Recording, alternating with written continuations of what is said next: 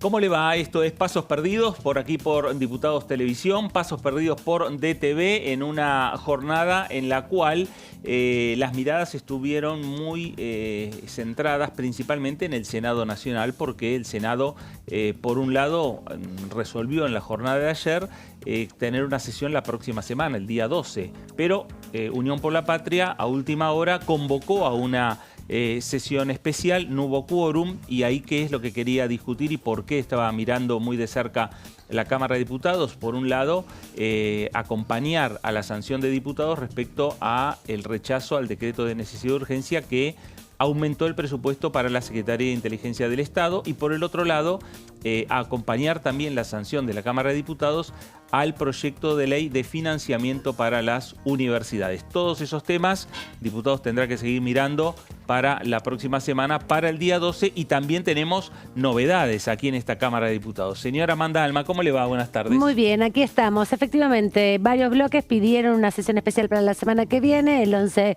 de septiembre, para tratar justamente el veto presidencial respecto a la ley que modifica la fórmula jubilatoria y recompone el haber jubilatorio en 8,1% respecto a lo que se había perdido del primer trimestre de la gestión de Javier Milei. Así que encabezada la firma por Fernando Carvajal del radicalismo, seguido por Miguel Ángel Pichetto, por Rodrigo de Loredo como uno de los diputados importantes, presidente del bloque del radicalismo, Facundo Manes, otra de las vertientes que tiene el radicalismo acá en el bloque de la Cámara de Diputados, acompañado por Emilio Monzó, por Nicolás Massot, por Vania Tabela, todos los sectores del radicalismo, y también Esteban Paulón del socialismo. Así que los bloques mayoritariamente de Encuentro Federal y de el radicalismo convocan esta sesión para intentar que se plieguen todos los diputados, porque necesitan 2 tercios para sesionar, 2 tercios para insistir con la ley, con la medida de sanción que salió de esta Cámara de Diputados. Bueno, y se sumó también la coalición cívica, también, ¿no? Con Manuel López, Maxi Ferraro también acompañando. Ya habían anticipado su rechazo al veto presidencial, una herramienta, repetimos, una herramienta constitucional que tiene el presidente para observar de manera parcial o de manera total una ley, una sanción por parte del Congreso Nacional. También el Congreso tiene la herramienta constitucional de poder insistir. Para eso, bien decía Amanda, se necesitan 2 tercios. Hubo una discusión en el seno de las reuniones entre los bloques parlamentarios. Puertas adentro. Puertas hacia adentro, no de cada uno de los bloques, sino de esas mesas de coordinación de los tres bloques, la coalición cívica, el Encuentro Federal y de la Unión Cívica Radical. ¿A qué estrategia seguir? ¿No? Si la estrategia era convocar al plenario de comisiones de Previsión Social y de Presupuesto y Hacienda, dictaminar y posteriormente bajar al recinto en el momento que consideren necesario. Bueno, pero el 15 de septiembre o el 16, porque el 15 es domingo, va a venir el presupuesto de la Nación. Es muy probable que el presidente de la Nación, por primera vez inaugurando una manera diferente de encarar el tema presupuestario, estaría con una asamblea legislativa aquí en la Cámara de Diputados, en el Congreso, en el recinto de la Cámara de Diputados, pero también con los senadores, ¿no? Como sería la apertura de las sesiones ordinarias, que es una asamblea legislativa, y ya quedan poco tiempo para discutir otras cosas. Así que esta sesión también es forzar un poco a que se clarifiquen las posiciones respecto a un tema que seguro va a estar reflejado en el presupuesto, porque el presupuesto de la ANSES es el más importante dentro de las erogaciones del Estado. Claro, entonces la idea, me parece que eso aceleró también un poco los tiempos. Me parece que bueno, si están los números pensando en que el debate en comisión y posteriormente llegar al recinto, están los números para discutirlo en los próximos días. Exactamente, ¿no? Así que es lo que piensa la oposición. Ahora, no es lo que piensa el oficialismo. Bueno, va a estar buscando que se desactive eso. Requiere 87 diputados para que ese tercio de los diputados que no acompañarían o que sostendrían el veto presidencial impida una posibilidad de que los opositores impongan la perspectiva perspectiva desde la Cámara de Diputados. Lo que sucede es que si se aprueba la Cámara de Diputados y el Senado de la Nación por 2/3 cada una de las cámaras, la ley no lo puede vetar nuevamente el presidente y tiene que ejecutarla, es verdad. Puede no ejecutar la ley también, que es otra posibilidad, pero ya hay otros mecanismos donde la justicia también puede intervenir. Bueno, habrá que ver cuáles son los números, cuál es la suma, cuál es la resta que van haciendo cada uno de los bloques, cada uno de los interbloques. El oficialismo, mientras tanto, ya está pensando en la nueva estrategia parlamentaria. Recordemos que hace menos de una semana, el viernes pasado, hubo reunión en Casa de Gobierno, encabezado por el presidente Javier Milei, lanzó una nueva estrategia. La estrategia es unificar al bloque del PRO, unificar a la Libertad Avanza, unificar al bloque del MID. Son los tres que fueron a Casa de Gobierno el viernes, los tres bloques o los representantes de los tres bloques, y donde marcaron ahí la necesidad de trabajar en conjunto. No como un interbloque, pero sí trabajar coordinados como para juntar fuerzas. A partir de ahí empieza a sumar el oficialismo para construir esa mayoría que frene la posibilidad de los 2/3. Pero algo de eso hoy se dio también en algunas comisiones. La Comisión de Transporte esta mañana tenía previsto dictaminar un proyecto que unificaba las posiciones respecto del Fondo Compensador del Transporte Automotor en las provincias y se pospuso una semana más. Ahí también articularon el PRO con el oficialismo y la coalición cívica y el radicalismo definitivamente y avanzaron en esa perspectiva. Así que un poco esa estrategia se empieza a tejer con otros aliados, pero va avanzando también hoy por lo menos en estas definiciones. Bueno, enseguida vamos a seguir hablando de este tema, vamos a incorporar a nuestros compañeros también y que nos aporten también los datos que ellos tienen y mientras tanto vamos a ver cuál es el clima aquí en la ciudad de Buenos Aires. Ahí está, 16 grados, una temperatura agradable para la tarde de hoy, una mínima hubo de 12 temprano, el sol que asoma durante la tarde. Está calentito para caminar al sol. Pero ya miremos para la jornada de mañana. Mañana viernes, 21 grados de máxima. Bien, se acerca la primavera, se nota. Exactamente, y una mínima de 11. Y para el día sábado, ya pensando en actividades al aire libre, una máxima de 20 grados, una mínima de 12 grados, para el calentito el fin de semana por ahora, por lo menos la perspectiva es un poquito de sol, algunas nubes y buena temperatura para salir a caminar. Gonzalo Solabarrieta, ¿cómo anda? Bienvenido, buenas tardes. Buenas tardes, Aman, para vos, para Fer, para Tony también, con la expectativa de ver qué pasará, ¿no? La semana próxima, no solamente aquí en la Cámara de Diputados, sino con una posible sesión en el Senado, pero claro, tenemos que hacer el foco, sin dudas, en lo que sucede aquí. Algo muy importante que mencionaste en la previa fue el debate que se llevó a cabo en la Comisión de Transporte, que tuvo un cuarto intermedio, algo que no es tan habitual en las comisiones, pero que muy cada tanto a veces sucede como para estirar el debate y lograr unificar algún texto. Tratar de ponerse de acuerdo, digamos. Ponerse de acuerdo, exactamente. Y también al mismo tiempo, de manera sincronizada con mi compañero aquí, ya que trajo un tema muy importante como es el veto, en este anticipo, vamos a hablar también de lo que significa este proyecto que fue aprobado esta semana por el Honorable Senado respecto a lo que ya venía de diputados, que es sobre el financiamiento para las universidades. Perfecto. Muy bien. Señor Antonio Ricovene, ¿cómo le va? Buenas tardes. Fernando Fraquel y Amanda Alma, buenas tardes. Por ahora, buenas tardes. Sí, una jornada muy interesante también lo que dejó ayer la visita del jefe de gabinete de ministros. Muchas repercusiones, de Guillermo Franco, sí, muchas repercusiones porque también es la primera vez que viene un jefe de gabinete de la gestión libertaria a la Cámara de Diputados. Recordemos, lo había hecho Nicolás Pose en el Senado de la Nación. Y un reloj también que empieza a marcar el pulso de las negociaciones que tiene que ver con la fecha del 16 de septiembre, en principio, que es la fecha estipulada para que el presidente de la Nación, Javier Milei, venga, esta vez el propio jefe de Estado, a defender el presupuesto ante los diputados. Lo confirmó hoy en una conferencia frente a representantes del partido de extrema derecha Vox acá en Buenos Aires.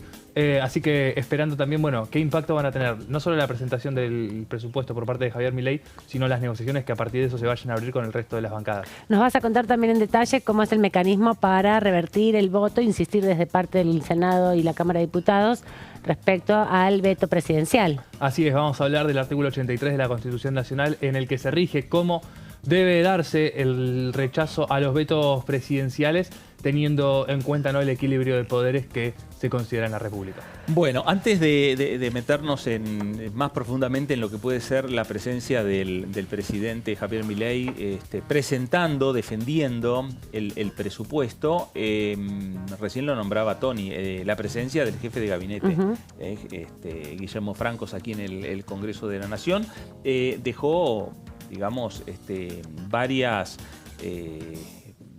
varios temas para analizar por parte de los propios legisladores nacionales. Uno de los temas fue el comienzo de lo que es digamos, la gestión del presidente Javier Milei aquí en la República Argentina, las primeras medidas adoptadas y el primer discurso que dio Guillermo Francos aquí en este Congreso Nacional. Buenos días, señores diputadas, señores diputados.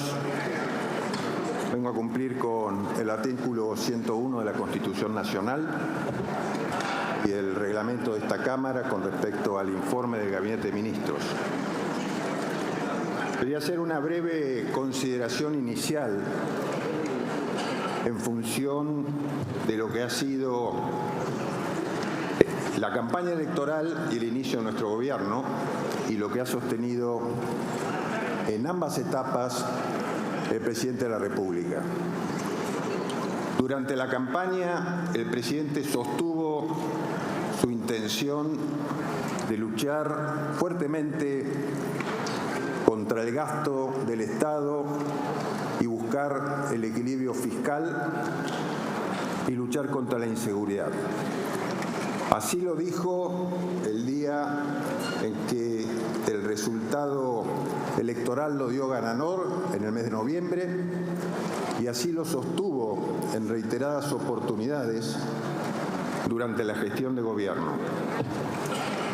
El enfoque del presidente de la Nación ha sido luchar contra la inflación y luchar contra la inseguridad.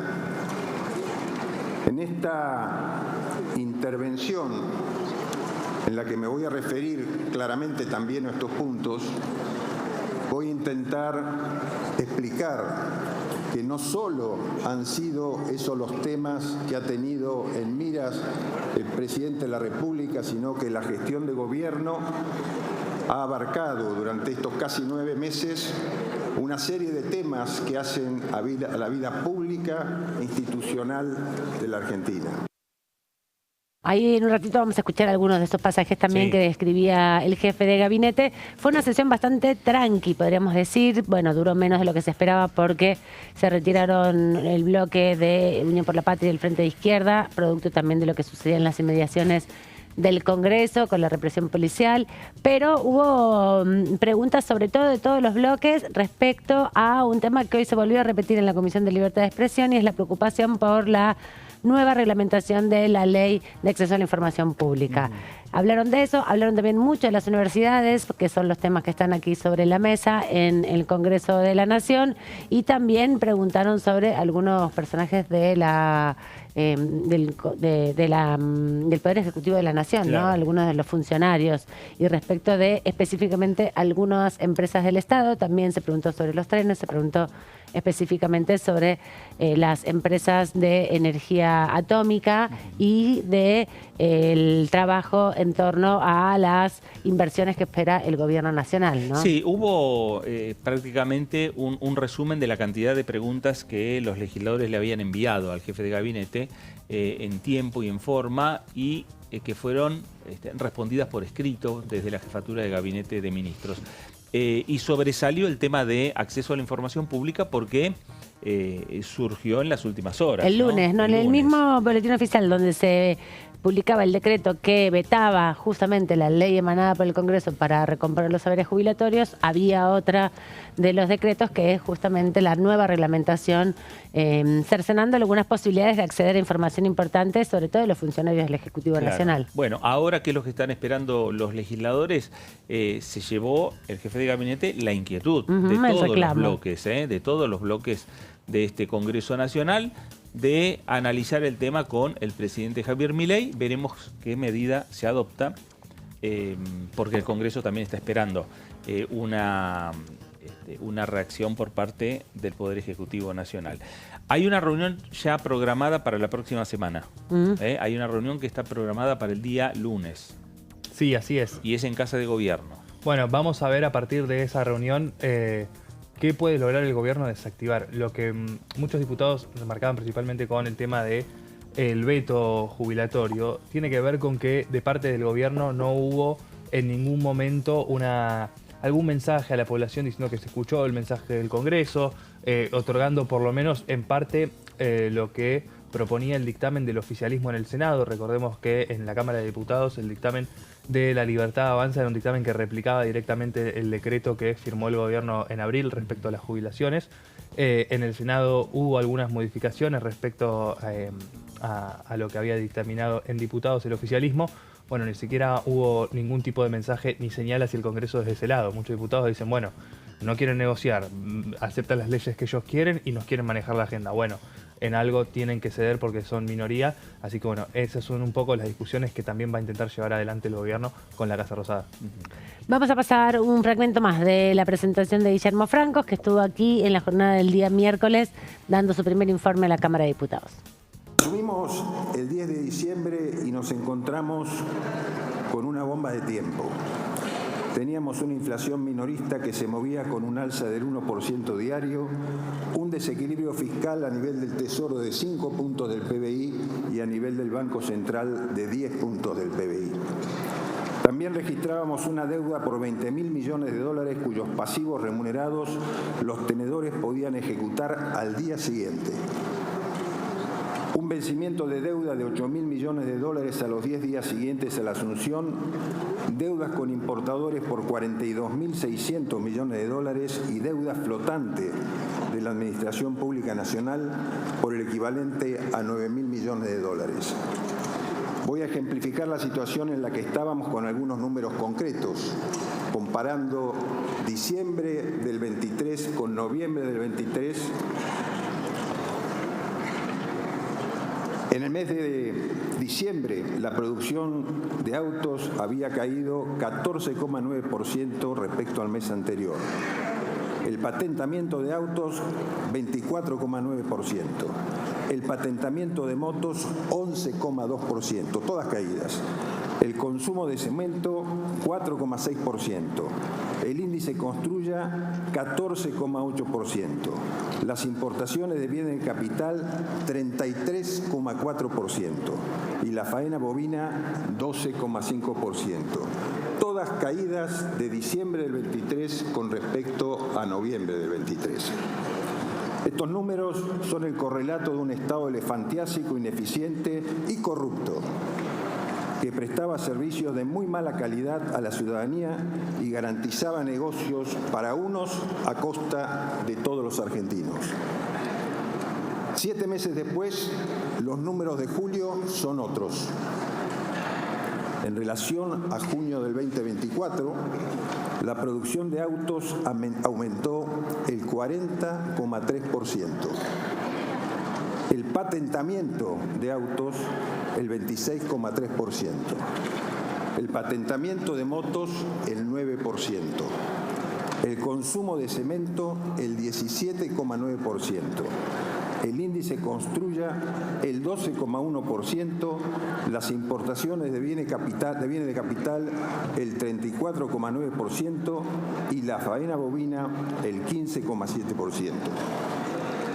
Este es el resultado de mucho trabajo y esfuerzo,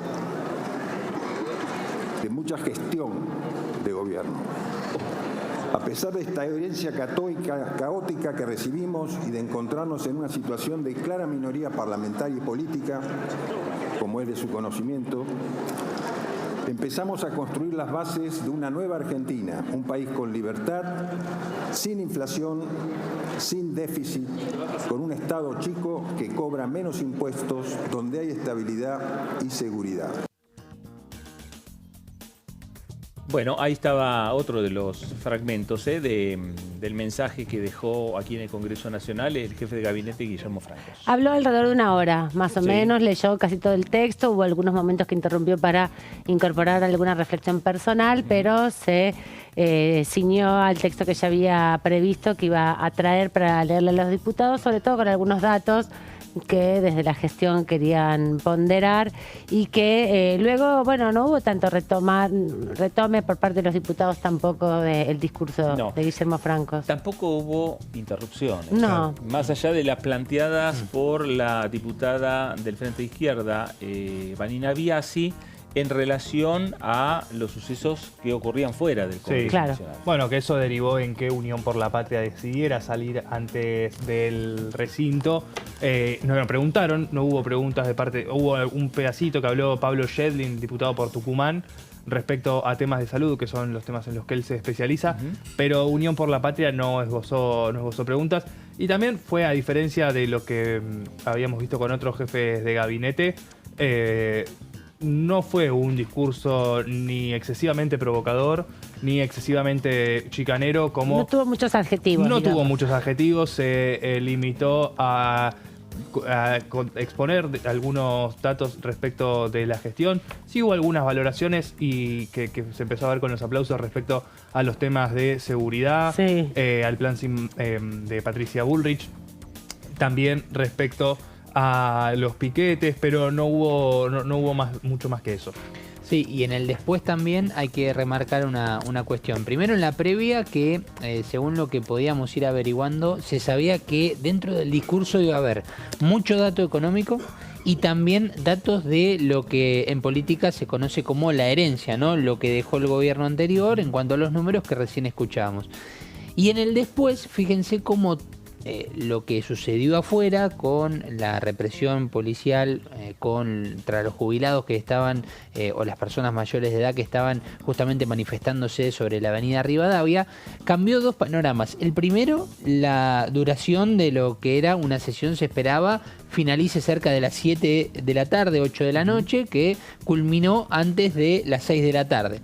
Y luego también lo que podría haber sido la palabra de Guillermo Francos por fuera del recinto, dentro de un salón de los pasos perdidos, donde realmente quedaban pocas cámaras, quedaban pocos colegas, porque claramente lo que pasaba y el foco principal era lo que sucedía afuera, y eso cambió un poco el panorama. Desde que se fue el bloque de Unión por la Patria y algún otro bloque que acompañó también, y eso fue lo que hizo permitir que la sesión termine mucho antes de lo esperado. Claro. Bueno, enseguida vamos a estar con algún fragmento más de lo que dejó Guillermo Francos aquí en la Cámara de Diputados de la Nación, y ya empiezan a pensarse un poco las estrategias para la próxima semana, ¿no? Porque ya está lanzada por lo menos el pedido de sesión especial.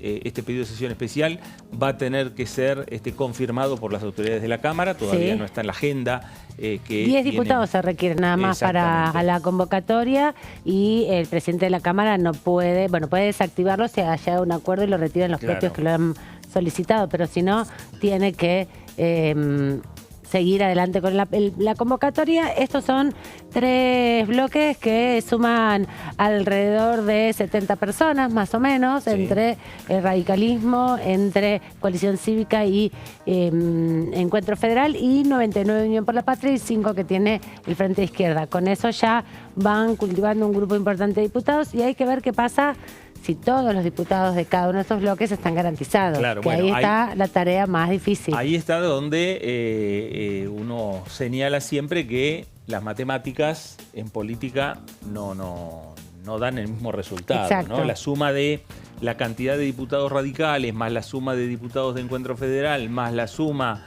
de los diputados de la Coalición Cívica, no da como resultado final que los 3 bloques en pleno estén sentados en el recinto. Y también falta saber qué van a hacer los bloques de los gobernadores. Algunos están como monobloques, otros están compartiendo en algún espacio en común. ver cómo funciona también esa alianza, porque el oficialismo necesita 87 para impedir que el veto sea aprobado, 87, 88 aproximadamente. Bueno, y antes de irnos a la pausa, lo que va a ser después de la pausa y este adelanto respecto a lo que nos va a señalar el señor Tony Ricovene, ¿qué dice la Constitución? Exacto. ¿Qué herramientas tiene el presidente y qué herramientas tiene el Congreso para vetar y para rechazar un veto presidencial? Ahora, a la vuelta de la pausa.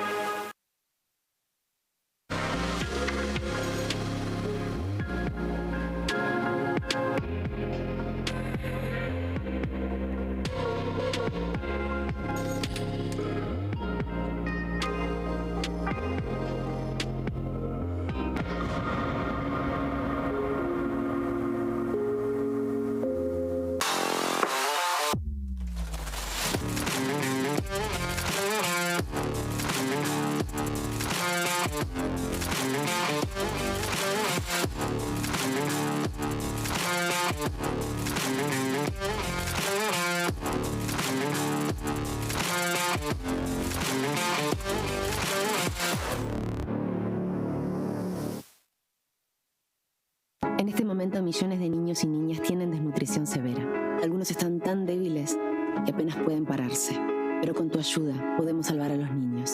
Este alimento terapéutico listo para usar está lleno de vitaminas y nutrientes esenciales que ayudan a los niños y a las niñas a recuperarse de la desnutrición. Gracias a personas como vos, ayudamos a salvar a millones de niños cada año. Da un simple paso. Dona ahora y ayúdanos a seguir salvando vidas.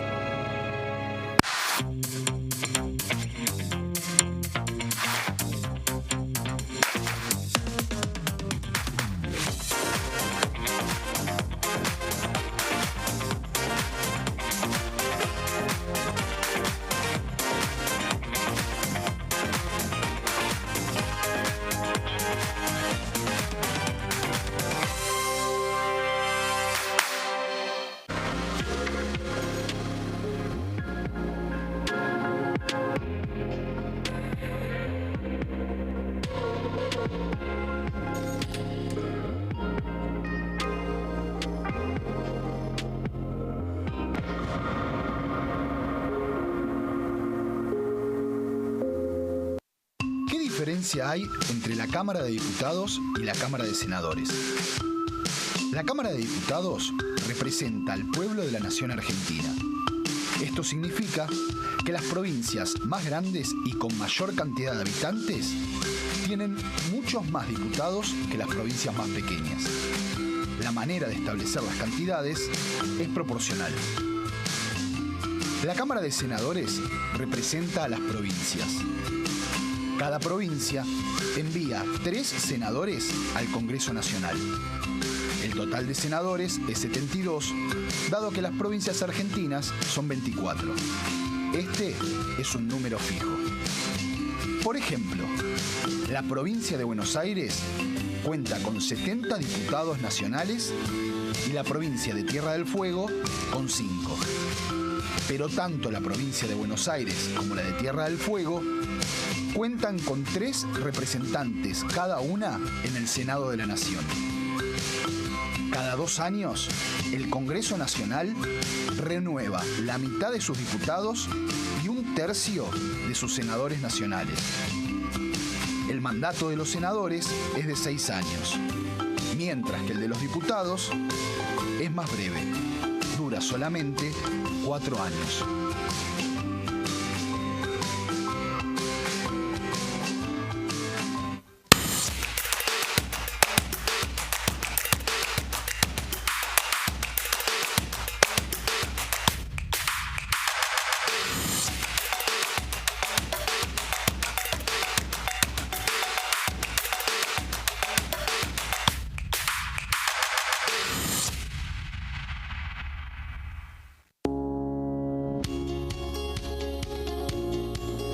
Cámara de Diputados tiene 257 miembros.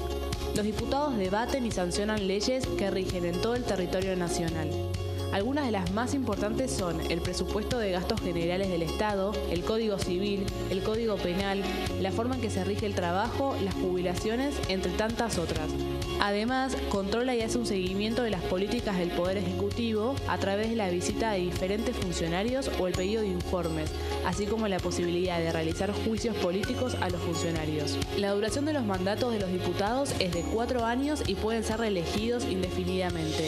Desde el momento en que asumen y hasta el final de su mandato, no pueden ser acusados, interrogados judicialmente, ni molestados por las opiniones o discursos que imitan desempeñando su mandato. Son requisitos para ser diputado tener al menos 25 años, 4 años de ciudadanía argentina y haber nacido en la provincia por la que se postula o haber residido en ella los 2 años precedentes. Se agrupan en bloques que expresan partidos políticos o afinidad ideológica. Existen también los monobloques integrados por un solo diputado.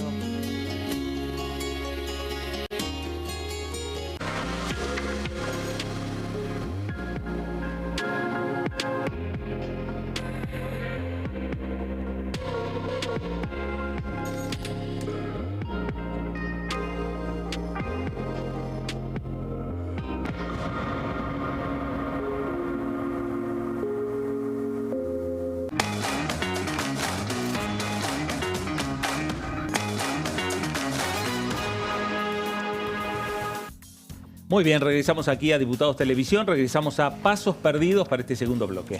Vamos a compartir con un diputado de la Nación que luego de las actividades de ayer, la sesión y sin duda también las actividades del día de hoy, se quedó para conversar aquí con nosotros. Se trata de Julio Moreno Ovalle, diputado por la provincia de Salta de Ahora Patria dentro de la Libertad Avanza. ¿Cómo anda? Bienvenido. Muy bien, gracias por invitarme. ¿Cómo vio la sesión del día de ayer? Fue el primer informe del jefe de gabinete, preparó preguntas. Sí. Bueno, obviamente también nosotros preparamos. Me causó mucha indignación porque obviamente él ya presentó, no sé, 2000 y pico de preguntas que le hicieron y demás, más las preguntas que le hacían en el recinto. Bueno, después se vio una manifestación que me parece bárbaro, que todos tengamos la libertad de expresión de los jubilados, que bueno, también tienen razón. Me llamó mucho la atención la cantidad de jóvenes y personas no tan jóvenes que, digamos, pueden estar acompañándolos a los jubilados, pero lamentablemente hay muchas personas inescrupulosas que utilizan este tipo de actos y de manifestaciones para, bueno, tener algún tipo de proyección o algunas cosas y, por supuesto, utilizan estas figuras y me parece perfecto que no, o sea, no estas personas que los utilizan a los jubilados, me parece que bien los jubilados lo pueden hacer, pero no esta gente que van a manipular lamentablemente este tipo de manifestaciones y por supuesto pasa lo que pasó. Tampoco cumplen lo que está en las leyes, o sea, están tapando el tráfico y tienen que hacerlo. Pero lo que más me molestó es que un grupo de diputados hayan abandonado el recinto cuando por una falta de respeto el ministro vino a dar respuesta a todas las preguntas. Eso es lo que más me molesta, que determinados diputados, que no es la primera vez de mi gestión, ya es la segunda vez que abandonan la sala para acompañar una manifestación. Bueno, nosotros le pagamos a esos diputados para que vengan y trabajen y hagan cosas, no tienen por qué irse y abandonar la sesión. Así que eso es mi nota de repudio y eso es lo que no me gustó. Pero sí agradezco, por supuesto, al ministro que haya venido. ¿Y respecto al informe que destaca de lo que planteó el jefe de gabinete, cómo vio el informe que presentó? No, espectacular. Muy bien, somos muy optimistas. Yo acompaño, por supuesto, la gestión del presidente Milei. Creo que estamos ya en un espacio, un proceso de reactivación con algunos brotes verdes. Así que creo que el plan está funcionando, a pesar de que muchas personas apostaron al fracaso de este gobierno, pero sí estamos muy, pero muy bien y bueno, por supuesto, con toda la fortaleza que tiene nuestro presidente para seguir adelante con todas las medidas que están implementando. Diputado, la semana próxima va a haber una sesión para que la Cámara de Diputados, que tiene que recibir nuevamente este proyecto para la fórmula jubilatoria, tenga como que de algún modo reafirmar lo que fue vetado justamente por el presidente de la Nación.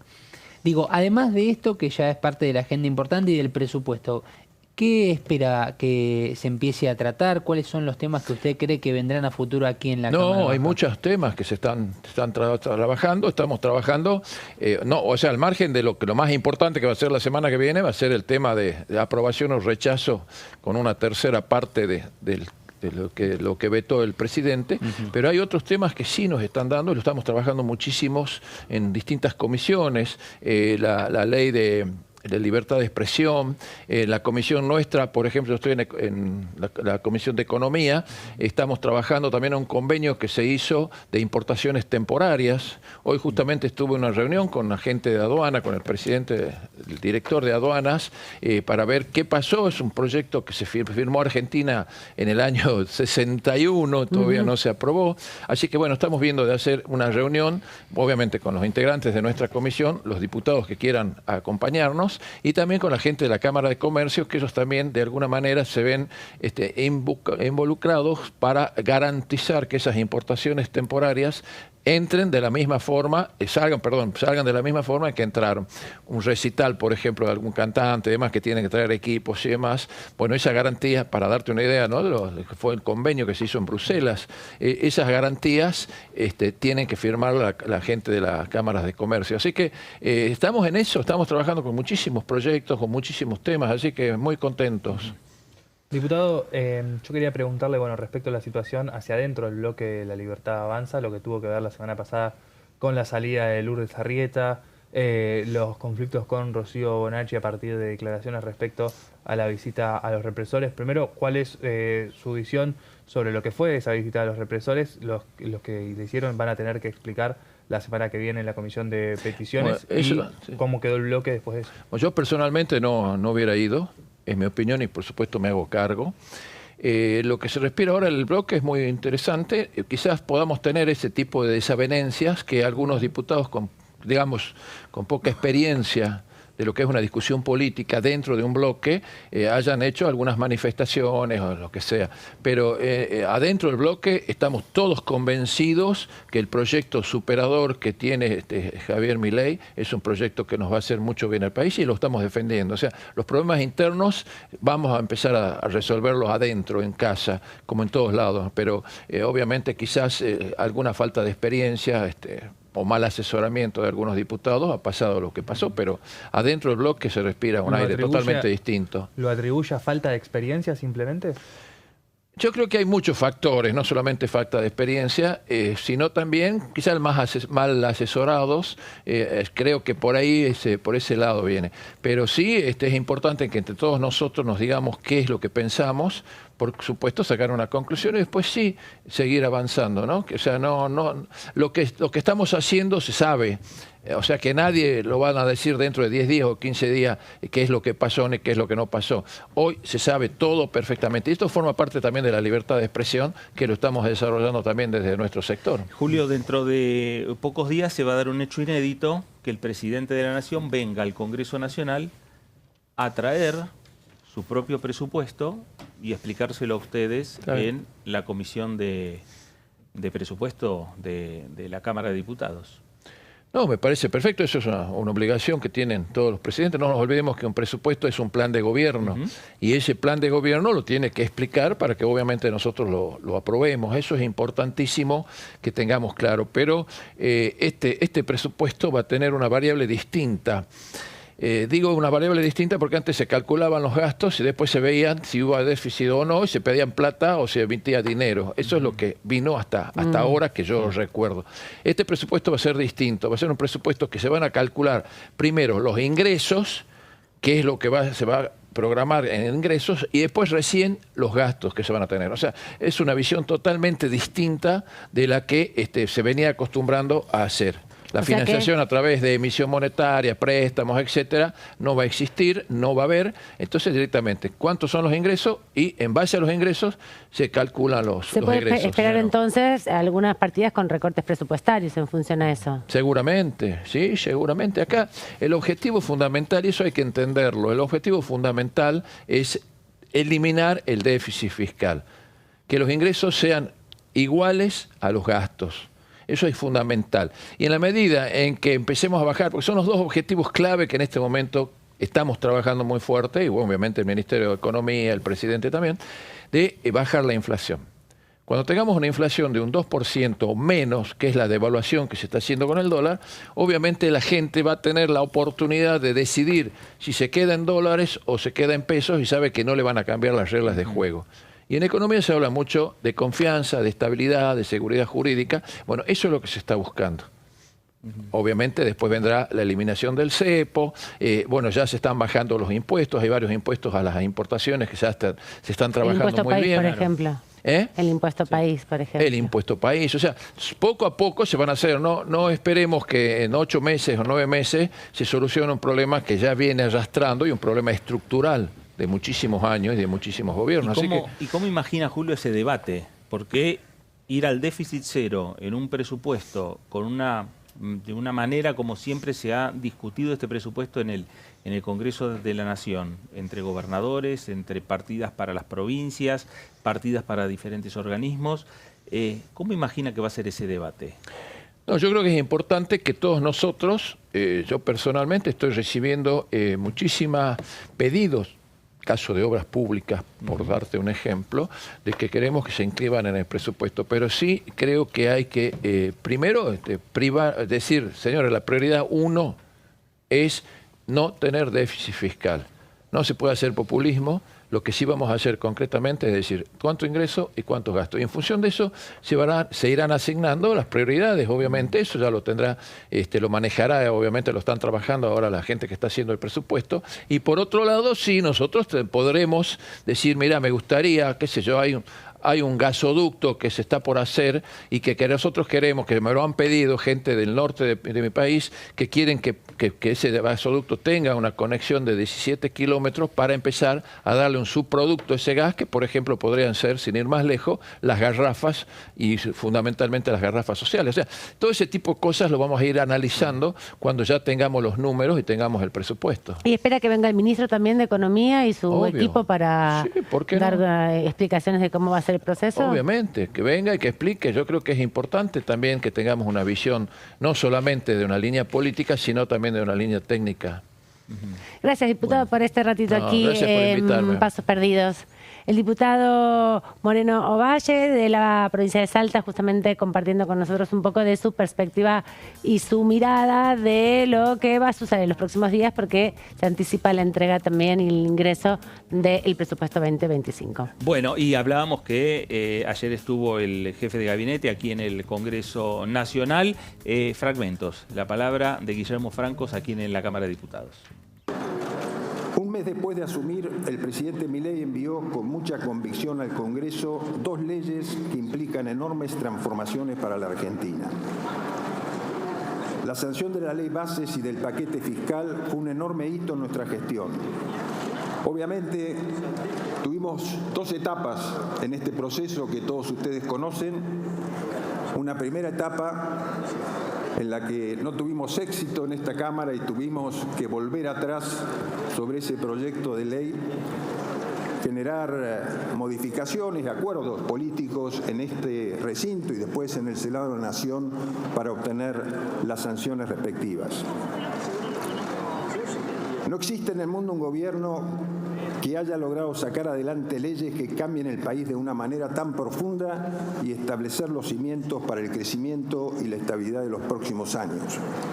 Su aprobación fue producto de un gran trabajo de nuestro bloque, La Libertad Avanza, y de aquellos bloques que se pusieron a disposición para llegar a puntos de acuerdo y superar las diferencias en pos de un profundo beneficio para el país.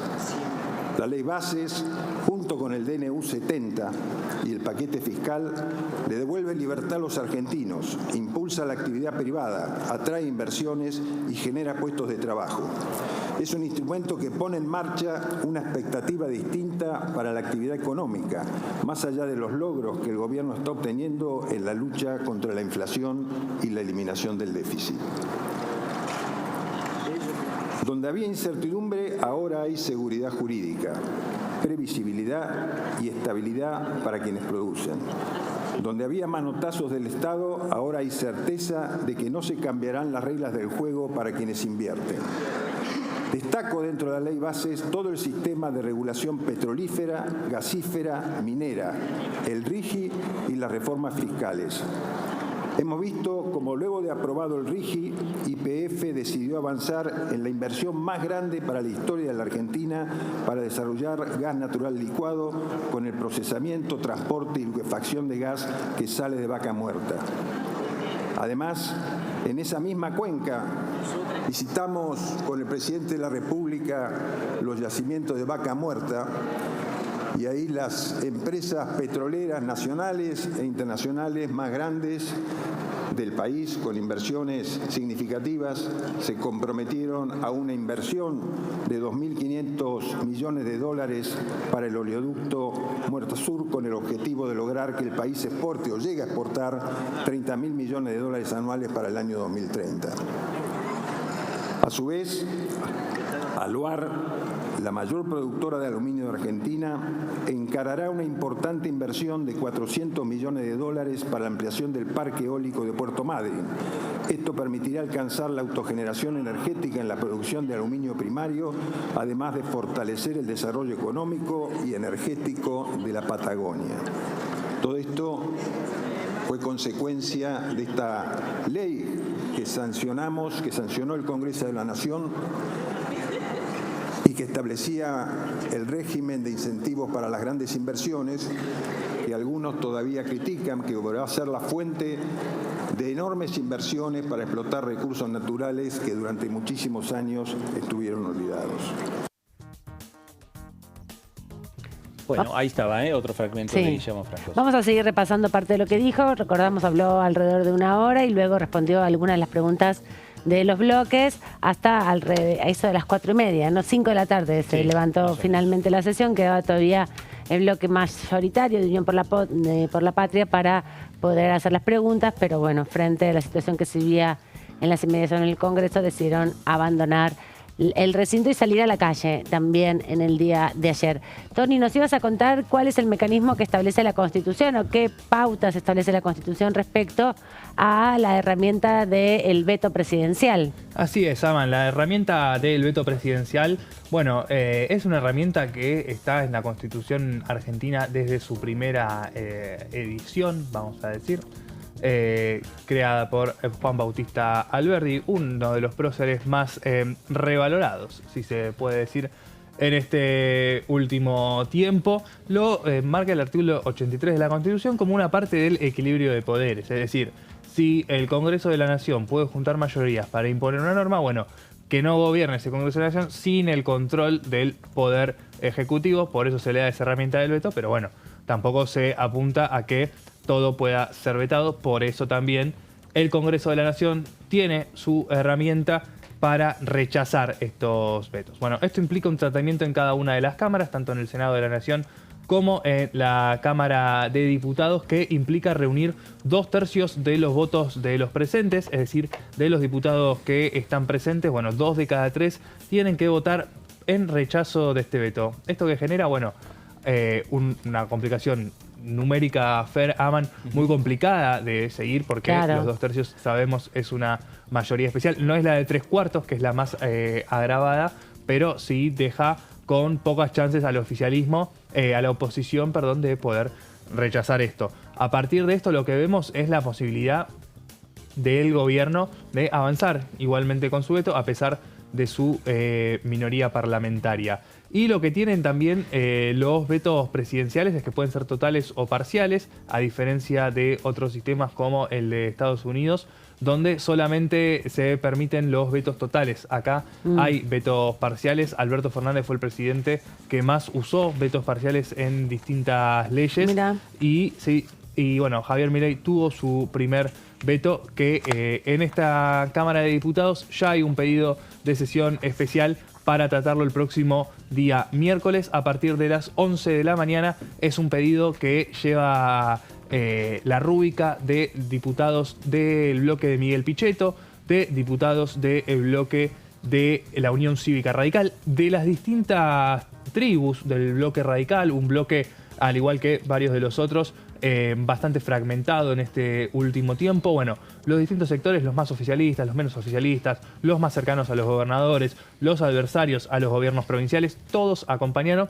queriendo también sacar un poco este fantasma, porque lo que le viene pasando al radicalismo en el último tiempo es que hay mucha desconfianza hacia el bloque, de parte también de los espacios como Encuentro Federal o la Coalición Cívica, que apostaron a esta jugada en conjunto con el radicalismo. El radicalismo quiso poner su voto de confianza, mostrando que todos los sectores firmaban este pedido de sesión especial. Pero hay que ver cuántos bajan efectivamente o cuántos están presentes ese día. Sí, eso es un tema. También aparecía mucho la especulación respecto a la fecha, ¿no? La necesidad de que fuera cuanto antes para que no se contamine con la negociación que tiene que ver con el presupuesto para el año que viene. Ya dijimos que va a venir el presidente Javier Milei a presentarlo y bueno, y ahí a partir de ahí va a empezar una negociación, un tira y afloje con los gobiernos provinciales pensando en la búsqueda de esos votos. Pero bueno, decíamos, la Constitución considera que debe ser tratado el veto primero en la Cámara de Origen de cada uno de los proyectos de ley que son sancionados por el Congreso. Recordemos, el Poder Legislativo sanciona las leyes y el Ejecutivo las promulga o las veta. El acto de sancionar la ley lo realizó el Senado de la Nación hace 2 semanas. Bueno, ahora estamos en la parte del veto y vamos a ver qué va a pasar, qué puede pasar con ese veto. Vamos a analizar las distintas posibilidades. Bueno, se necesitan 2/3, decíamos, de los presentes y esto abre el juego, ¿no? Porque empiezan a jugar las ausencias. 170 serían los diputados si están todos presentes, ¿no? 2/3, o sea que son un montón, hay que juntar ese número. 160 fueron los que votaron a favor de la ley cuando fue la media sanción. Hay 5 que son del Frente de Izquierda que se abstuvieron, pero dijeron que en caso de que hubiera un veto iban a ir en contra de ese veto por una decisión política. De repetirse la misma votación serían 165. 165 en principio. Bueno, hubieron varios ausentes, hubo varios ausentes. Vamos a ver qué va a ocurrir ahora con eso. Si esas ausencias se repiten, cómo juegan, qué lugar van a tener, por ejemplo, Lourdes Arrieta, saliente, eyectada del bloque libertario.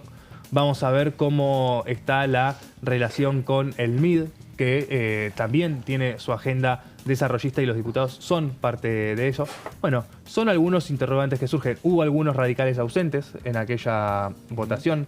También, por lo que me dicen, habría algunos ausentes de parte de Encuentro Federal. Y el radicalismo, una vez más, bueno, ¿cómo va a llegar a esa jornada? Se espera igualmente. Va a ser muy difícil que de esos 34 que componen el bloque, no sé cómo lo ven ustedes, se pueda mantener unido.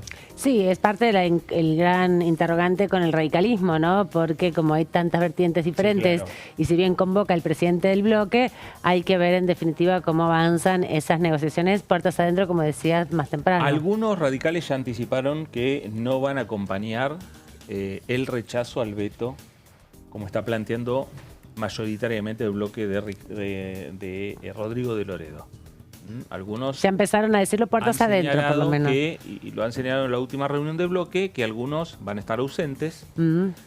Otros han planteado que van a ir al recinto y van a votar a favor del veto del presidente de la Nación. Bien. Contrario a lo que plantea el bloque, ¿no? Exacto. Así que bueno, vamos a empezar a ver el número fino, ¿no es cierto?, para la posibilidad que tiene de llegar. Se necesitan 87, 86 votos. 86 tengo entendido que son. Dice 87 de placa, me faltó la corrección ahí. Capaz dejamos 87 por los piojos, que está a la vuelta de la banda de rock. Sí. Bueno, cuenta con 37 la Libertad Avanza. 37 son en el bloque, votan solo 36. Recordemos que Martín Menem no participa de esta votación. Y otros 37 del PRO, con los bloques aliados, que son Innovación Federal, que se abstuvo en esa votación, que también nos abstuvo en la votación respecto a los fondos de la CIDE, una votación que mostró también el alineamiento que empiezan a tener los gobiernos provinciales, principalmente pensando en lo que está haciendo el RIGI, porque el RIGI está empiezan a llegar las inversiones a varias de las provincias, lo vimos en Río Negro, principalmente en esos, pero en las próximas semanas se esperan también en Salta y en Misiones, que son justamente los que integrantes de ese bloque. Tenemos 3 también del bloque Independencia, el monobloque Creo de Paulo Modeo, otros 3 del MID, ahí se suman unos 89 diputados que ya, bueno, si están todos, sepultaría la posibilidad de rechazar ese veto, porque es un número alcanzable para cualquier oficialismo.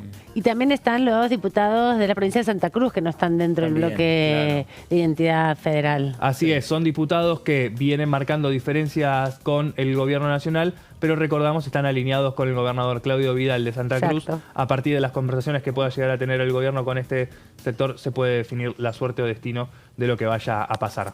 Están justos los números en el oficialismo, lo saben, hay cierta tranquilidad en ese número, lo veíamos recién en el diputado, porque, bueno, la UCR, si bien rechaza el veto como bloque, hay algunos posibles que estén ausentes, algunos que no vayan a votar en esa dirección. Lo mismo con Encuentro Federal.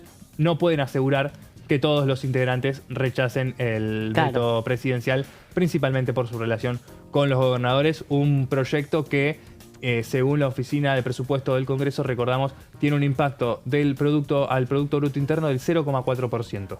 Exacto. Ninguno de los dos bloques puede garantizar que todos sus integrantes estén ahí, porque hay algunos diputados que responden a sus gobernadores, sean radicales o sean, por ejemplo, del peronismo cordobés, ¿no? Son 3 en Interbloque Federal. Y ahí está la articulación que, sin lugar a dudas, va a tener por un lado la Casa Rosada, por intermedio del jefe de gabinete, Guillermo Francos, y por otro lado la Cámara de Diputados por intermedio del presidente de la Cámara, Martín Menem. Desde el oficialismo dicen que ellos hacen principalmente la suma, bien como hizo Tony, pero sumando los votos en contra que hubo ya en la sanción de junio, más la suma de los ausentes, ahí les dan un número de 95.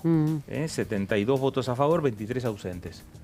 73 votos en contra, 22 ausentes. Bueno, a partir de ahí, dicen, entre esos 95 votos, algunos que seguramente no se repetirán, llegarán a 90, 89, 90, es más o menos el número que también nos marcaba Tony. Bueno, ahí nos quedamos con toda esa información, queda todavía un poquito más para la última media hora del programa, repasar todavía varios proyectos de ley, todavía algunos pasajes más que dejó la visita del jefe de gabinete, pero ahora nos vamos rápidamente a una pausa y volvemos enseguida.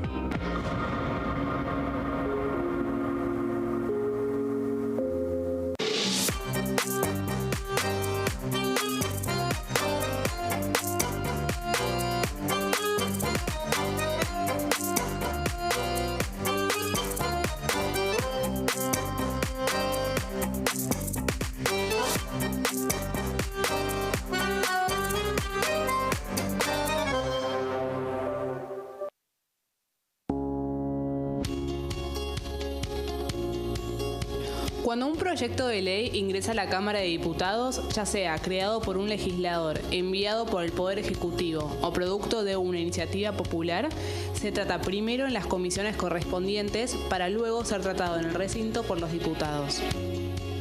Las comisiones son el ámbito de análisis y debate sobre los proyectos de ley conformadas por legisladores de distintos bloques. Hay 23 comisiones especiales que tratan temas específicos como el atentado a la AMIA y 45 permanentes que tratan temas vigentes como educación y salud. Un diputado puede formar parte de varias comisiones. Cada comisión se compone de un presidente, un vicepresidente y de 3 a 5 secretarios. La duración de los miembros de las comisiones permanentes y especiales es de 2 años. Para que la comisión funcione debe tener quórum, es decir, un mínimo de 15 y un máximo de 31 a 49 diputados. Las autoridades son elegidas por los propios integrantes de las comisiones, que a su vez son elegidos bajo consenso por sus propios bloques. Para que un proyecto sea tratado en el recinto, debe contar con el apoyo de la mayoría de los integrantes de esa comisión. Al finalizar una reunión de comisión, se dictamina sobre la pertinencia de tratar el proyecto en el recinto. El dictamen propone una resolución o decisión sobre una o varias iniciativas o proposiciones.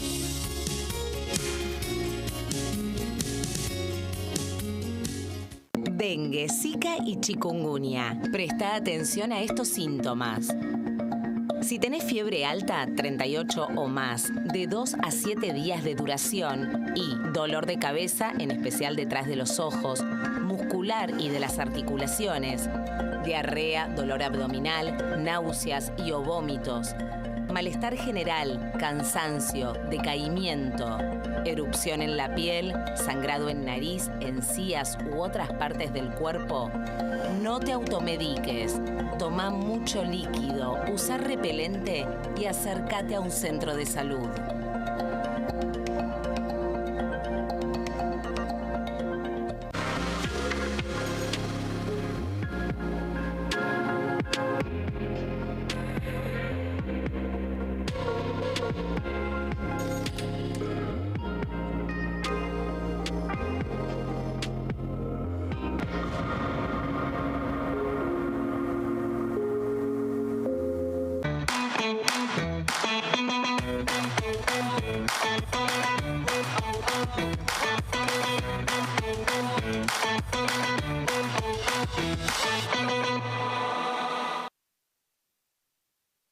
En este momento, millones de niños y niñas tienen desnutrición severa. Algunos están tan débiles que apenas pueden pararse. Pero con tu ayuda podemos salvar a los niños. Este alimento terapéutico listo para usar está lleno de vitaminas y nutrientes esenciales que ayudan a los niños y a las niñas a recuperarse de la desnutrición. Gracias a personas como vos, ayudamos a salvar a millones de niños cada año. Da un simple paso. Dona ahora y ayúdanos a seguir salvando vidas.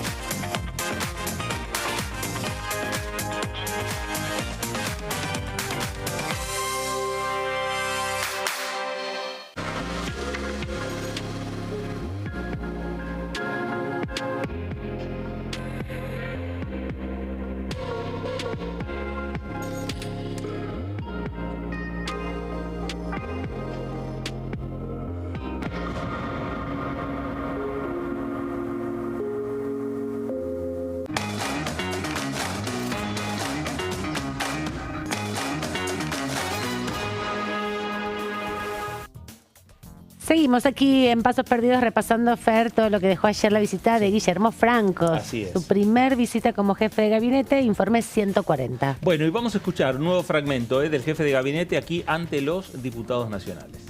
En materia de regulaciones, hemos llevado adelante una serie de medidas que implican mayor libertad para todos los argentinos. Tal es el caso de la eliminación de derechos de propiedad intelectual que el sector turístico y hotelero debía pagar a SADAIC, así como la política de cielos abiertos que agiliza el otorgamiento de rutas aéreas en un marco de mayor transparencia y optimización de los procesos. En otro sentido, hemos eliminado múltiples restricciones regulatorias para que las empresas de Internet puedan operar libremente en el país. Otras de regulación recientes abarcan la modernización del trámite denominado reposición de existencias o repostock, que permite volver a importar sin impuestos los bienes utilizados en una exportación anterior, la habilitación para el pago electrónico de propinas en los sectores hoteleros, gastronómico y de servicios, y la desregulación para sumar nuevos medios de pago para el transporte público, además de la tarjeta SUBE, autorizándose así el pago de colectivos, trenes y subtes con cualquier medio electrónico en todo el país, tarjeta de crédito, débito, aplicaciones QR, etc. En estos 8 meses, el gobierno no se limitó solo a trabajar por la aprobación de la ley Bases, sino que se concentró también en gestionar la macroeconomía del país, que, como mencioné, estaba absolutamente desordenada y traía enormes perjuicios y complejidades que se reflejaban mensualmente en los índices inflacionarios. Como señaló en varias ocasiones el presidente, logramos evitar la mayor crisis de la historia argentina, que combinaba lo peor de varias crisis anteriores. El Rodrigazo, lo peor de la hiperinflación del 89 y lo peor de la crisis del 2001 y 2002. En estos 8 meses de gestión sacamos a la Argentina de la hiperinflación y de los peligros que estaban por desatarse. Reordenamos el Estado, disminuimos su personal, terminamos con el déficit, obtuvimos superávit primario, financiero y comercial. También solucionamos la famosa bola del ELIX, que representaba al momento de asumir el 12% del PBI, o sea, 63.000 millones de dólares. A su vez, por el pago de intereses de las mismas, se debía afrontar un pago mensual de 2,4 billones de pesos, los cuales se pagaban, obviamente, emitiendo monedas sin respaldo, como se lo hizo en noviembre del 2023.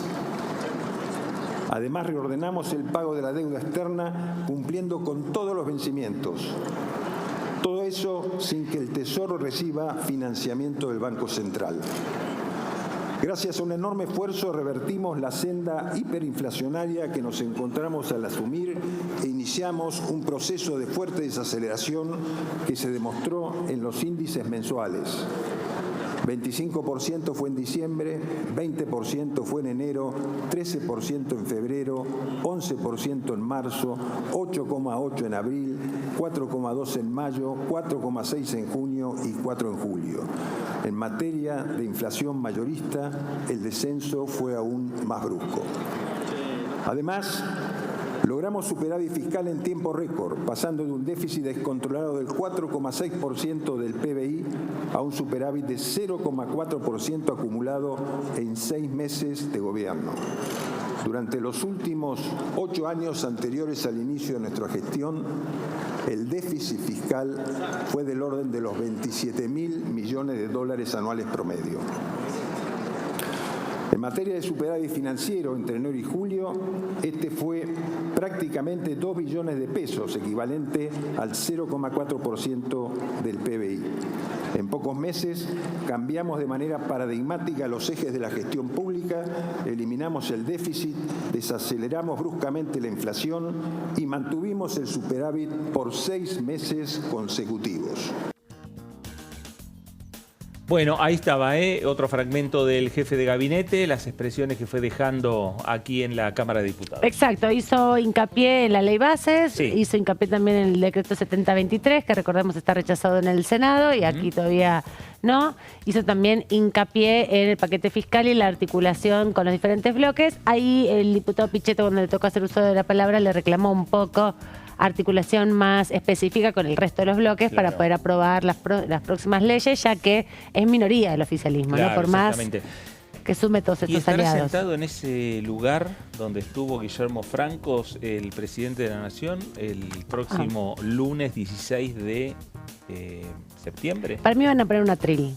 Puede ser, como hizo cuando inauguró el periodo de sesiones ordinarias. Exacto, yo creo que va a ser más ese modelo. Eso puede ser. Que van a repetirlo. Pero bueno, se empezará a barajar en las próximas horas, porque ya falta poco. Sí, claro. Faltan 10 días. Obviamente.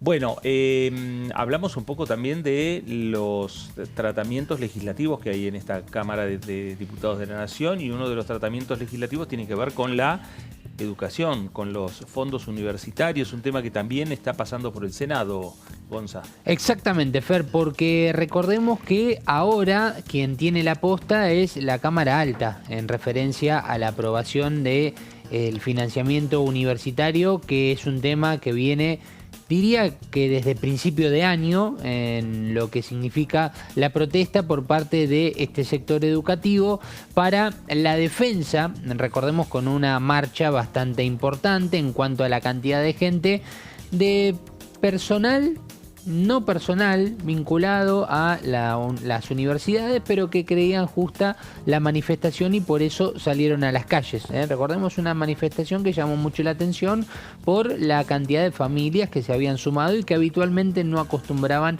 a caminar las calles en son de alguna protesta.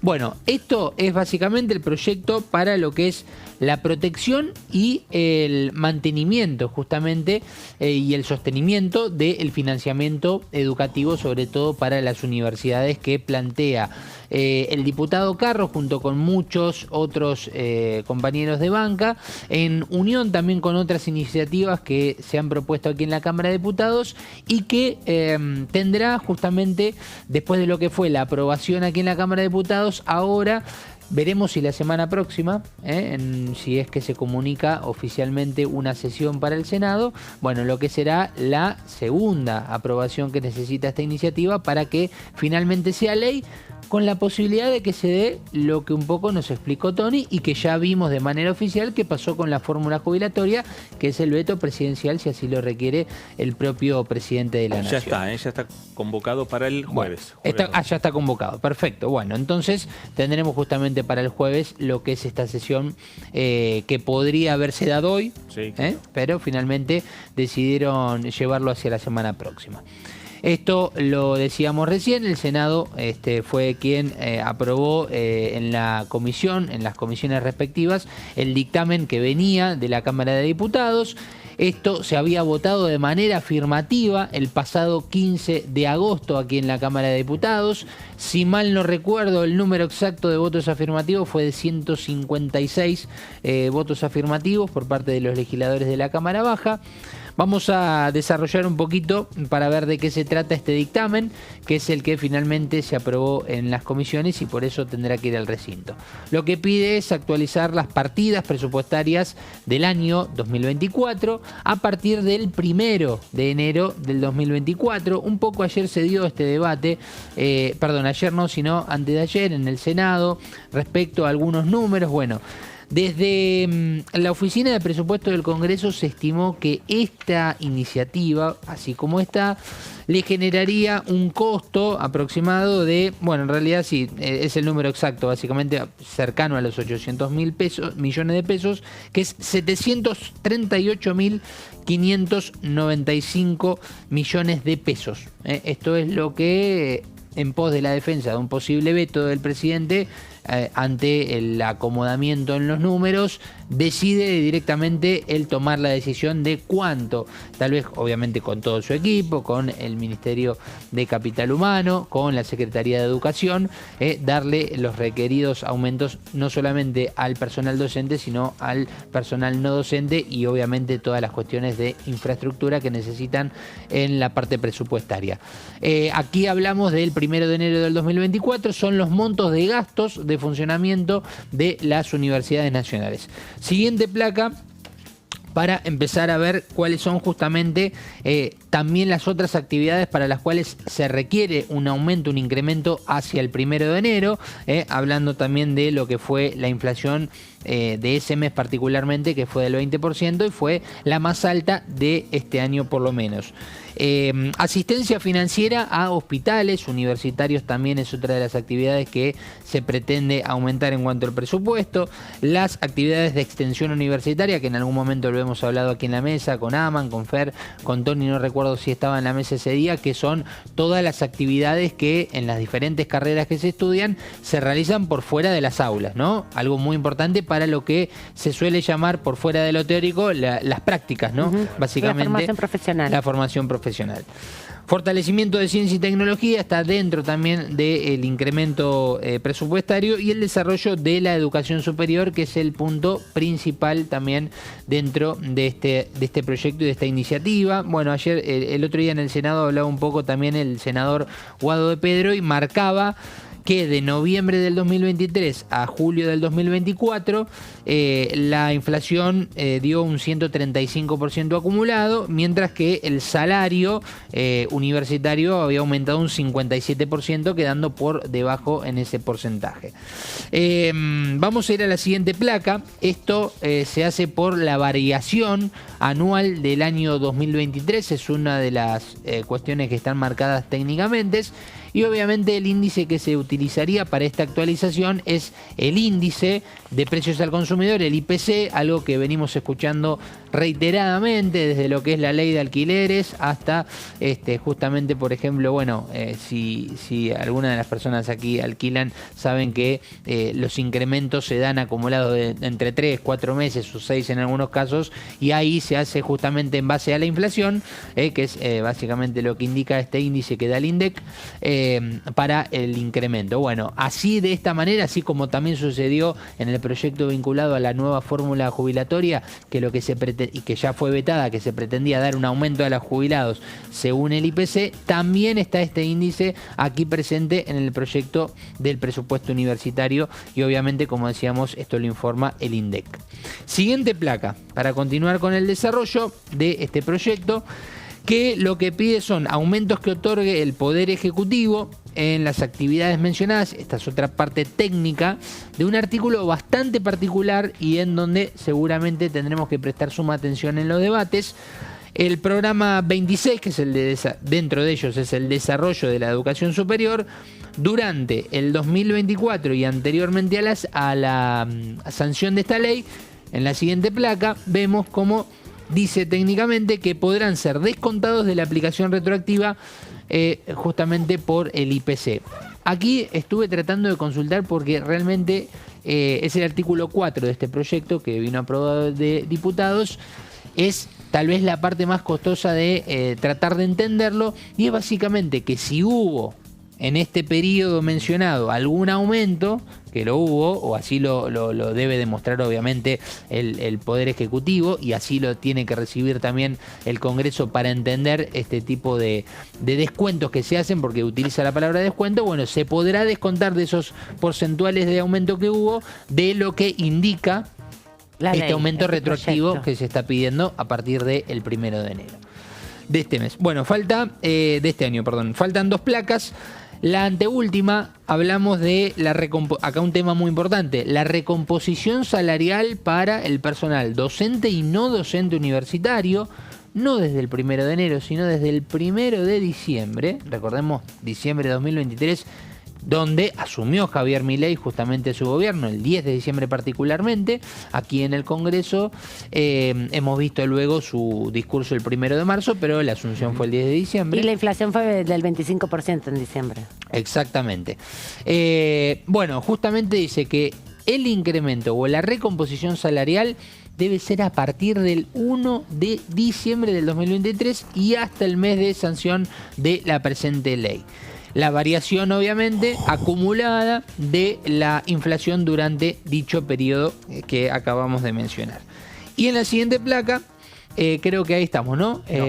Falta una, ahí está. Dicha recomposición será justamente aplicada siempre y cuando las paritarias a nivel general para el sector, en lo que fue de este año 2024, sean acordadas y rubricadas por el Poder Ejecutivo y por las federaciones que representan a los trabajadores, en lo que puede ser un acuerdo tal vez sin la necesidad de que una ley te imponga lo que debe ser un aumento para este personal docente y no docente. Bueno, y hay una más, me parece. Ahí está. Ahí estamos. Sí, ahí estamos. Bueno, esto es lo que ahora tiene que discutir ya discutió el Senado. Exacto. Y dictaminó sobre todo. Y hoy Unión por la Patria intentó, con la ausencia de todo el resto de los bloques, como se había anticipado ya a partir de la reunión de jefes de bloques que tuvieron ayer con la vicepresidenta de la Nación, que pospusieron para la semana que viene, también en busca de un acuerdo para un dictamen en conjunto, pero también una votación en conjunto, unánime, respecto a la modificación del sistema electoral.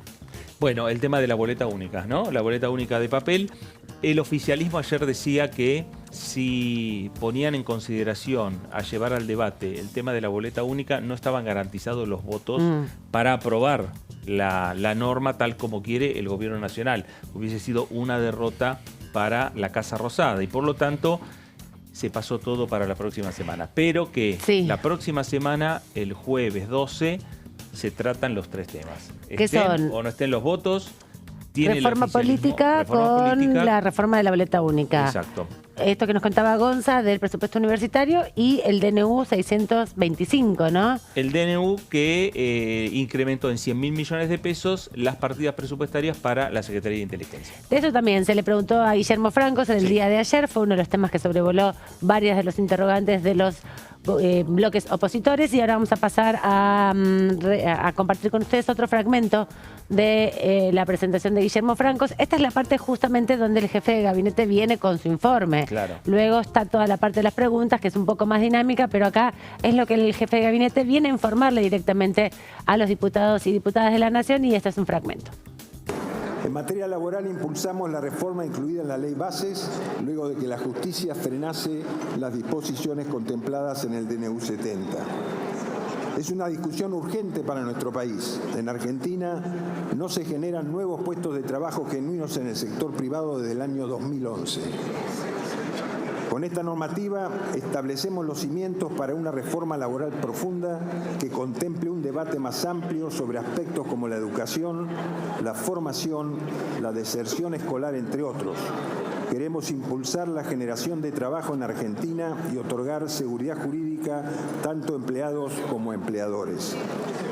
Los altos niveles de informalidad del país nos demuestran sin dudas que la legislación actual es obsoleta.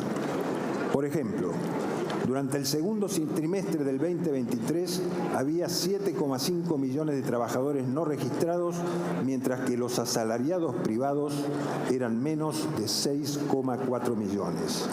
7,5 no registrados, 6,4 trabajadores privados. Millones, obvio. En nuestra reforma incluimos medidas como la extensión del periodo de prueba, la contemplación de un fondo de cese laboral como alternativa a las indemnizaciones, el establecimiento de un régimen simplificado de registración laboral con un aporte único para las empresas de hasta 20 empleados y un sistema de condonación de multas por trabajador no registrado. Esto nos va a permitir terminar de una vez con la industria del juicio en la Argentina, que tanto daño hace a las pequeñas y medianas empresas del país. Es recurrente la diferencia de criterios entre la justicia laboral y la Corte Suprema de Justicia con relación a este tema que afecta a las indemnizaciones en el mercado laboral, a las tasas de interés que se incluyen en las liquidaciones, y lo que hace absolutamente imposible para las pymes afrontar ese riesgo y esa espada de Damocles, con lo cual resuelven no tomar nuevos empleados. Bueno, ahí Guillermo Francos hablando un poco de las expectativas que hay también desde el Congreso, desde el Gobierno, a partir de lo que fue la sanción de la Ley Bases. Uno de los capítulos de la Ley Bases, a pedido o impulsado por la Unión Cívica Radical, tiene que ver con una reforma laboral. Sí, ya se fue reglamentando una parte de eso. Hay 2 instancias de esa reforma que tiene que ver con la condonación de multas y todos los aportes patronales, las dinámicas para que los periodos de prueba se extiendan, como habíamos comentado en esa discusión, pero por otro lado también la desregulación del empleo público, que producto de eso también ha habido varias presentaciones judiciales. Y recordemos que están discutiendo en la Comisión de Legislación del Trabajo, con Martín Tetaz, diputado radical a la cabeza, varios proyectos para modificar también la estructura laboral respecto a las jornadas, que pueda ser variable el horario y también qué días de descanso le corresponde a cada trabajador. Sí, y otro tema que está generando mucha polémica, la llamada democratización en los sindicatos. Sí, también. Eso también está generando mucha polémica con los diputados que obviamente están enrolados en Unión por la Patria y que responden a los sectores gremiales. ¿Han sido secretarios generales o siguen siéndolo, de hecho? Exacto. De varios ahí sindicatos. Está Palazzo. Ajá. Manrique, por ejemplo. Manrique de Esmata. Del Esmata. Sí. Estaban esas siglas, bueno, varios diputados, ¿no? Y esa discusión va a seguir acá en el Congreso. Sí, es un tema que aparece recurrentemente. Bueno, es interesante ver también cómo va cambiando con los signos políticos de la época, ¿no? ¿Se acuerdan que El año pasado se hablaba de la reducción de la jornada laboral. Sí, ahora se está hablando de modificar los días en que las personas se pueden tomar las jornadas de descanso, claro, ¿no? Bueno, ahí en la Comisión de Trabajo por ahora son reuniones informativas. Sí, todas. Todavía, por Sí. ahora. En algún momento van a empezar allá a trabajar entre los propios legisladores. En el medio se les va a meter el presupuesto. Sin duda, porque eso es el tema más importante. Me parece alejar lo que es las discusiones en muchas comisiones. Quedan pendientes muchos proyectos también para llegar al recinto que habían sido aprobados con dictamen, por ejemplo, y que todavía no se ponen de acuerdo porque no hay mayorías para el debate en general de esos proyectos, ¿no? Hay que recordar que muchas veces, por más que haya plenario de comisiones, representan 1/3 de la Cámara. En definitiva, hay diputados de todos los bloques, pero luego, bueno, como venimos contando, no todos los bloques responden de manera monolítica a las posiciones de sus autoridades. Sí, exactamente. Bueno, y eso se va a ver obviamente en este último tramo, ¿no? Que hay del año legislativo. Del año legislativo, año 2024. Bueno, le agradecemos la presencia a Tony, a Gonza. Nos vemos la semana que viene. Hasta la próxima. Nos vemos prontito porque la semana que viene va a haber actividad. Sí. Ya está previsto la convocatoria de una sesión y también está previsto una serie de reuniones de comisión que se van a estar desarrollando. Sí, me parece que ya los representantes de todos los bloques políticos, no solo de aquellos que han pedido la sesión especial en la Cámara de Diputados para el próximo día miércoles, están haciendo cuentas. Exacto. Están haciendo números. Un adelanto lo tiró Tony respecto a la cantidad de números que tienen los diferentes bloques, principalmente desde el oficialismo, buscando mantener esos 87, 90 votos para ver la posibilidad de evitar bloquear los 2 tercios, ¿no? De que pueda construir mayorías el resto de la Cámara de Diputados. Sí, y también pensar que no solamente se tienen que tomar 2 tercios para el momento de la votación, hay que primero conjuntar 129 para el quórum, que es un dato fundamental. Hay una discusión sobre los dictámenes también que se dan respecto a esos temas, si tiene uno que tener dictámenes, un veto, se supone que lo que se hace es apoyar o rechazar el veto, ¿no? El instrumento específico del Ejecutivo Nacional. Así que hay una discusión, como no se tiene que tratar un tema, sino que es una cuestión más reglamentaria, en definitiva va a haber muchas argumentaciones a favor de que no hace falta dictaminar y no se necesita una mayoría especial para el momento de que llegue al recinto. Sí, al recinto y a la definición, digamos, ¿no?